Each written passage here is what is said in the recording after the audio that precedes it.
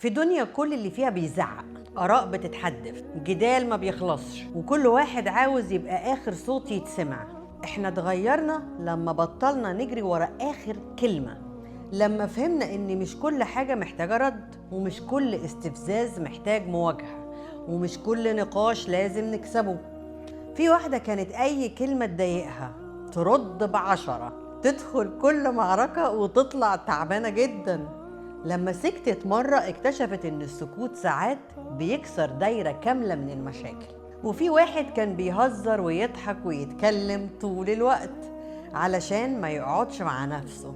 أول ما الكلام هدي بدأ يسمع قلبه، بدأ يحس بحاجات كان بيهرب منها. اتغيرنا لما الكلام قل، لما بقينا نختار امتى نتكلم ومين يستاهل يسمعنا، وايه يتقال وايه يتساب يعدي. بقينا نفهم ان السكوت مش ضعف، السكوت قوة. قوة انك ماسك نفسك، قوة انك مش محتاج تثبت حاجة لحد، قوة انك واثق ان قيمتك مش في صوتك العالي. لما الكلام قل السلام زاد، التركيز زاد، وقربنا من ربنا بقى أصدق، من غير كلام كتير بس إحساس حقيقي. اتغيرنا لما الكلام قل لأننا أخيراً سمعنا.